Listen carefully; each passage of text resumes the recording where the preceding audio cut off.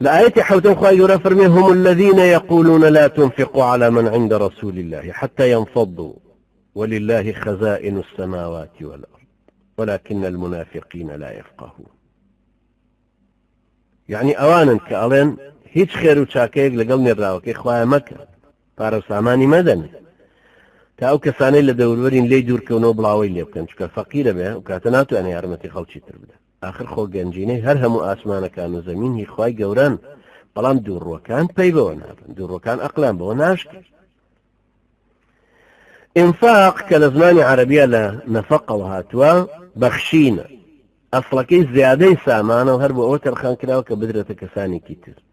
کەچی دووڕوەکان نایەڵن ئەو ماڵ و سامان و پارە زیادەش بدرێتە مسلمان کە سەیری هەڵوێستی دوژمنانی خواویستیەکە ئەم هەڵوێستە لە هەموو نەوەکانیانە بەرامبەر بە هەموو پێغەمبەران بە نێراوانی خوای گەورە بەرامبەر بە شوێنکەوتوەکانیانە بینێ. پێش ئەم دووڕوانە قوڕیش پێغەمبەری نازار و شوێنکەوتە دەستکورتەکانی لە دۆڵەکانی ئەبوو تالیبە گیردا بوو حەساری خستبوونە سەر گەماروی ئابووری خستبوونە سەر نیان هێشت کەس بە پارەش هیچیان پێ بفرۆش هیچیشان نەبوو حتا خەڵک بەلای دۆڵەکەیان تێپەڕی گوێی لە ئاهوو نزوولەی برسایەتیەکەیان کەچی بەزەیان بۆیان نەئەجوڵ. ئێستاش دەبینی ئێستاش هەمان پلان و ڕەفتارە بینی هەمان هەڵوێستە بینیتەوە ئیدارەی سێ حکومەتی یەک لە دوای یەکی ئەمریکایی بە درێژی ساڵانی نەوەتەکانی سەدەی ڕابردوو گەمارویان خستە سەر عێراق نان و دەرمانیان بە کڕینیش لێ قەدەغە کرد تا نزیکەی 1 ملیۆن مناڵ لە برسا مردن.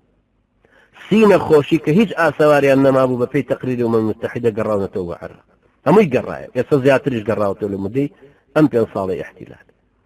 ئەمە ئەو عێراقەیە کە لە سەتا 11 احتیاتی پیترۆلی جیهانی تایە. مادلین ئۆلبرایتی وەزیرەی دەرەوەی ئەمریکا لە بەرنامەی نیو سەعاتی کەناڵێکا پێوترە فۆکس نیوز ئەیوت فەوتانی ئەو مناڵانە هەنجەتی هەیە یعنی قەیچە کرد. ئەمە هەر هەمان هەڵوێستی کۆمۆنیستەکانی شەکە لە شوورەوی هیکۆن ئەمە هەر هەمان هەڵوێستی کۆمۆنیستەکانە کە لە شوورەوی پێشوە کۆپنی خواردەمەنیان لە مسلمانەکانە گرتەوە سەر پشکیانە کرد یا مردن یا نان و کافر بوون. هەموو جۆرەکانی گەمارەدانی ئابووری ئەم سەردەمەژە بینی هەر ئاوای لە هەر شوێنێک حەسار کەوتە سەر جێگایەک و ئاوای لێک. ئەگەر مسلمانان هەژار و دەستکورد هێڵرانەوە ڕێی کەسابەت و دەوڵەمەندیان لێگیرێ سامانیان مسادەراکرێ اینجا ناچارە بن هەوڵێکی زیاتر بدەن کەمترە پەرژێن لەسەر فێربوونی دینەکەیان هەڵگرتنی بانگەوازەکەیان گەیاندنەوەی بە خەڵکی تر ئەو کاتە کە کەسێکی کاسب و ماندوو بۆ تێگەیشتنی دینەکەی و کاری بانگەوازەکەی ڕەنجێ بدا وەختێکی کەمی ماوەتەوە زۆر کەمە بێ خۆی زیاتر احتیاجی بە کاتە بۆی بحەسێتەوە. گەنجە 16 ساعت خەریکی ئیشکردن بێ طبعا ناپەرژێتە سەر وەرگرتنی دینەکە ناتوانێت ببێ بە تەلەبە و بخوێنێ متەفەرغ بێ دوایڵێ ئەی خوێنمەوە کتێبەکە کڕێ بەس بۆی ناخوێندێتەوە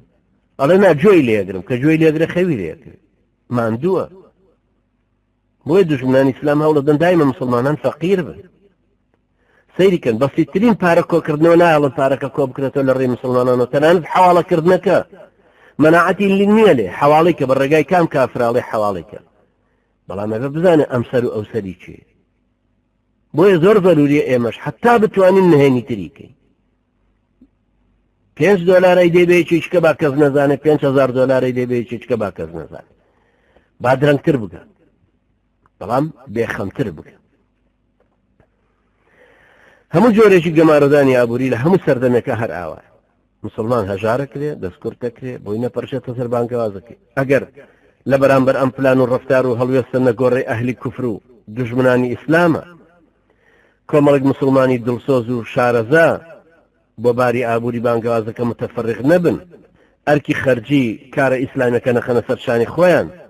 بانگەوازەکە بە تێکی زۆر سستە بوو. مسلمانان لەبەر پارسەندکردنەوەی باری ئابووری خۆیان و خێزان و خانەوادەکانیان ناچارە بنە و کاتەکانیان بۆ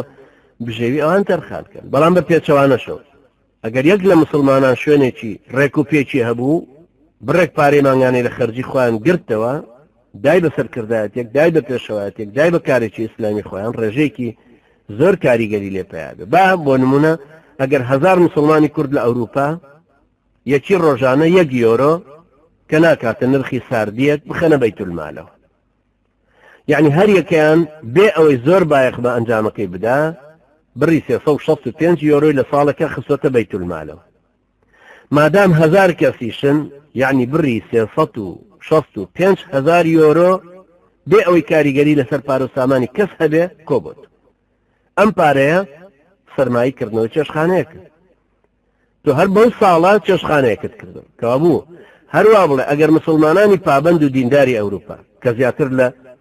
10 ملیۆن کەس بۆ 25 ملیۆن کەسی لێ لە ئەوروپایە 25 ملیۆن مسلمان هەیە بەگەر 10 ملیۆنیشی پابند بن هەر یەکیان ڕۆژی یۆرۆیەک کە ناکاتە ساردیەگۆ کوتم بخاتە بەیتولمالەوە هەر یەکیان ساڵی 365 یۆرۆدا کە کاریگەری نابێت لەسەر بژێوی خۆی ئەوەش یعنی هەبوونی 3 ملیار و 650,000 یۆرۆ ساڵانە کە بەس لە ساردیەکەی جێڕداوت. ئەگەرم پارێ بدرێتە هەژاری مسلمانان 3 ملیار یۆرۆ چۆن کەلێنێکی گەورە لە چارەسەری کێشەکانیان حەل ناکە. 3 ملیار یەک ساڵ تەرخان کە بەس بیدە بە سۆمال چۆن حەلی ناکە. کەلێنێکی گەورە ئەگرێت. خۆ ئەو مستەوتنانە ئیسرائیل کە لە فەڵەستینیدا ژیرکراوان خۆ ئاوا قوت نەکراونەتەوە هەروەها خۆیان بێن و یەکسەر خوان لێ ئەوە بکەن بە پارەی جوولەکەی دەرەوەی. ئەوانەی لەسەر سنووری غەزە و قودسەژین هەر لەو پارە کۆکراوەی مەعاشی مانگانەیانە درێتێ کە لەوێ مانگانە کۆکرێتەوە. جا تۆ حساب کە جوولەکەکانێکی $100 بدەن مانگی بەس ئێمە گەر یەکی 1 یۆرۆ بدەین برانی بەڕێز یەکی $1 بدەین چەند زۆرەکە. ئەگەر بڕیارماندا هەرو خەڵکەی کە لێرە و پابندن 100 کەسمان بڕیارماندا لە 103 پارەکەی کە دەستمانەکەوێ مانگانە تەرخانی کەن بخێنە بەیتولمالەوە لە 103 لە مانگێکە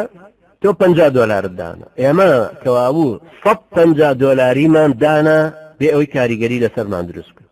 $150 لە مانگێکە. باشە لە ساڵێکە چەند دەتوانین بە 5 ساڵ دەتوانین چی دروستکی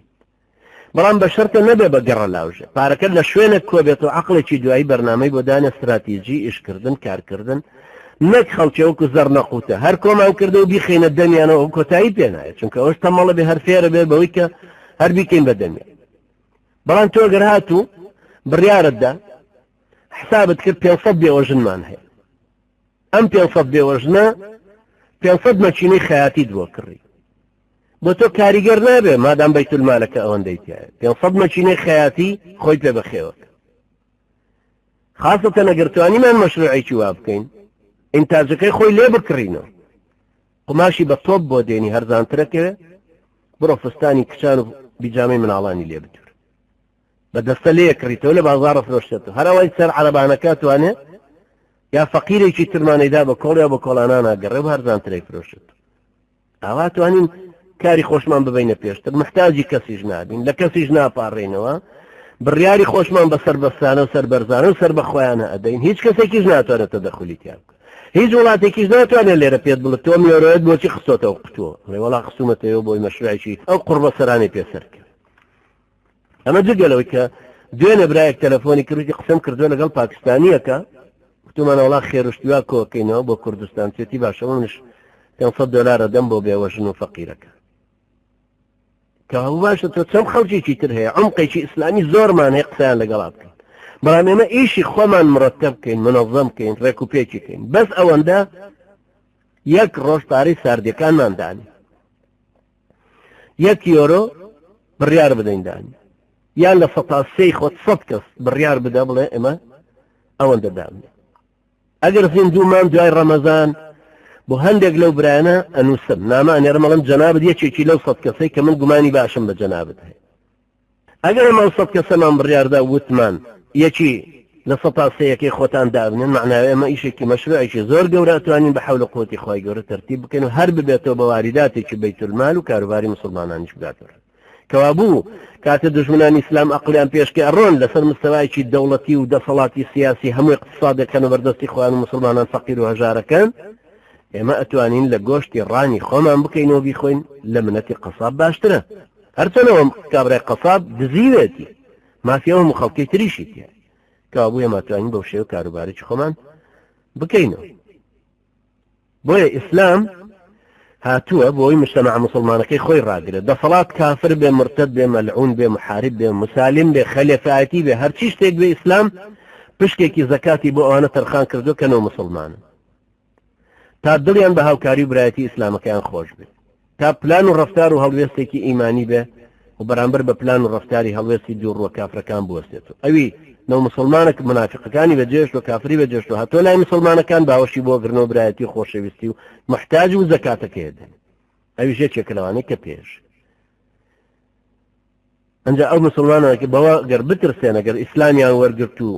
بۆیان بۆ سیمای ناسینەوە نانیان نەبڕێ و ئەمانیان نادرێتێ ئەو کاتەوە ئەمان لای مسلمانەکانی شێن نانیش لە لای ئەوانش پێیابێ خوا گەورەش ڕزقەت هەروەکو ئێستای هەموو مسلمانانی جیهان بە گشتی مسلمانانی ڕۆژاوا بە تایبەتی و مسلمانانی ئەمریکا بە تایبەتی تر کە ئێستا هەستی پێکەن ئەتوانن ماشەڵڵا منەظەمترن ئەوان لە مسلمانانی ئەوروپا منەظەمترن پارەشان زۆرتر کۆبێت ئاەتەکە بەو بردەیە کۆتایی دێ کە پێویستە لە ناخی مسلمانە بچەسپێ ئەویش ئەوەیە کە ڕزق و ڕۆزی بژێوی لای خوای خاوەنیەوەتی دیاری کراوە لەوێ خەمی نەبێ ئەو زاتە پاکە کارزانە کە ئاگداری هەموو هەست و نەستێکێتی خۆی خاوەنی گەنجینی ئاسمانەکان و زەویە ئیتر ئەو دووڕوانە چۆنەتوان ڕزق لەیەکێ بگرنەوە ئەو دووڕوانە جێلن پەی بەم هاوکێشە ئیمانیە نابن چکە مادیانە ڕوانە یاسا و ڕێساکانی گردوون بە چاوێکی بەرژەوەندی و کاریگەری مادیەوە ڕوانە دینی پێغەمبەران و شوێن کەوتۆکانیان ئەوان هەروازانن وەکو بیر و باوەڕی خۆیان و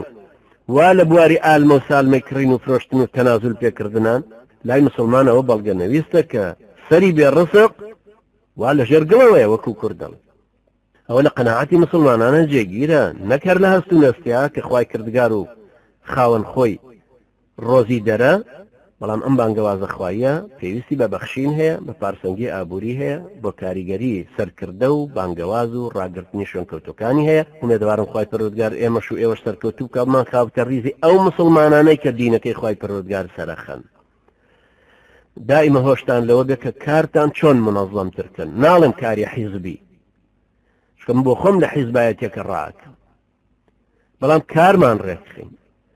خوای گەورە هیچ شتێکی ناڕێک و پێکی دروست نەکرد هەموو گردونی دروست کرد و هەمووی لەسەر سیستمە ڕوە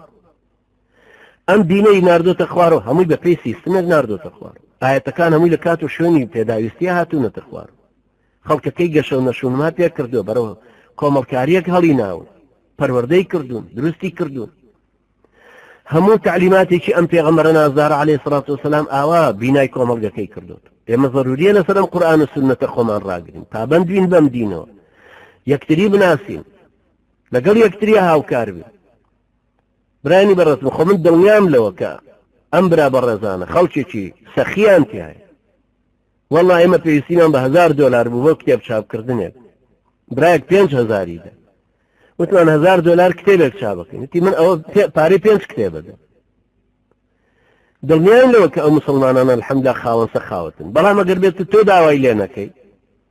ئەجا فەرقی جەکە تۆ داوای لێ بکەی و من داوای لێ بکەم تۆزێک فەرقێکی هەر هەیە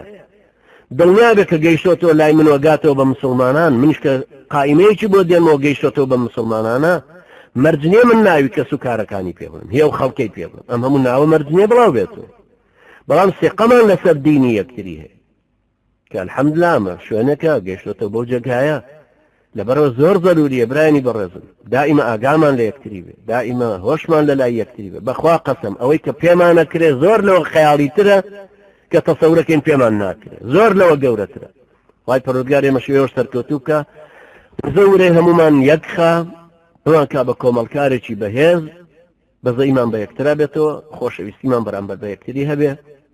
سینە فراوان بین بەرامبەر بە یەکتری اینجا خوای گەورەش لەو نیعمەتەی لە بەردەستانە لێتانە پرسێتەوە پێغەمبەر صلی الله علیه وسلم پارویەکی هەڵگرت و فەرمووی بەخوا قەسەم خوای گەورە لەم پارۆشە پرسێتەوە حەدیثێکی تری پێغەمبەر هەیە صلی الله علیه وسلم فەرمێ خوای گەورە لە ڕەفیقایەتی سەعاتێک پرسێتەوە سەعاتێک یعنی من لەگەڵ پێشمەرگەیەکی ئەو بزوتنە ئیسلامیە سەعاتێک پێشمەرگایەتی و هاوڕێیەتەکەی یەکتریمان کردو خوا لە منیشە پرسێتەوە کە ئاگات لێتی خوا لەویشە پرسێتەوە ئاگات لێوە ئاگاتان لە یەکتریە بگەڕینەوە بەسەر ئەو برا عەزیزانەی خۆمانە ئەو برا عەزیزە کۆنەکانمان دوو جۆرن هەیانە پیاوی باش و صالح و مسلمان لێ هاتوو داعی بە شخصیەتێکی ئیسلامی ماوە بەڵام لەبەر ئەم بارودۆ خەزەختەی کە لەسەر مسلمانانە خۆی لە شوێنێکا کپ کردووە و جورئەتی هاتنە پێشەوەکەی کەم بۆت تەشجیعی کەین نمونەی تریەکەینەوە پێش چاو کاک خۆ تۆش ناخورەی تۆ ئاڵایەکت هەڵگرت بوو ئاخرەم ئاڵایە چێ هەڵیەگرێ باشە گەرتۆ شەڵن نەگر ئەی چێ هەڵیەگرێ تۆ دە 15 ساڵە پەروەردەی ئیسلامی دووەرگرتو ئەی چێ ئەم پەیامە هەڵەگرێ گەرتۆ هەڵی نەگری هەروەها ئەو کەسانش کە هەر کۆن بوون و بەڵام وازیان لێ هێناوە تۆزێک لێ چوونەتەوە سست بوون نوێژەکانیان ناکەن یا تەمەڵ بوون لە نوێژکردنەکان ئێستا ڕەمەزانەوە هاتوونەتەوە پێشەوە هی ئەوەی برایەتەکان لەگەڵا بەهێزکەینەوە خۆشەویستەکان لەگەڵا بەهێزکەین و متمانیان پێ بکەین و متمانیان لا دروستکەین ئەمجا برا بەڕێزانی کە خوای گەورە لێرە خوا هیدایەتی داوە تێکەڵ بینەوە هەمومان هەستوو نەستێکی برایەتی دینی لە ناو خۆمانە دروستکەین ئەرک و مافی خۆمان بزانین چییە وخوای پەروەردگاریش بمان کە بەقەداتی قەدەری خۆی بۆ سەرخستنی ئەم دینە یا ربی خوای ئێمە ڕوومان کردوتە جەنابەت خوای ڕووی ڕەحمەتمان تێکە خوای لەم زەمەنی غوربەتی ئیسلامە یا ربی خوایە بمان کە بەو ئاڵایەی کە خەڵکی لە دەوری کۆ ئەبنەوە بمان کە بەو مزگەوتەی خەڵکی عیبادەتی تیا بمان کە بەو ساحەی جیهادەی خەڵک بریق و باقی شمشێرەکەی ئەگەێنێتە چاوی دوژمنان خوای بمان کە بە ئەو شوێنەی کە دەنگی مسلمانان ئەگەێنێتەوە بە شوێنانی تر خوای بمان کە بە ئەو مادەی کە وزەورەی مسلمانان بەگەڕەخا لە کۆمەڵکاریەکە عزتي دينك بو مسلمان بقرته لو كردستان داماوية أقول قولي هذا واستغفر الله لي ولكم وجزاكم الله خيرا والسلام عليكم ورحمة الله وبركاته.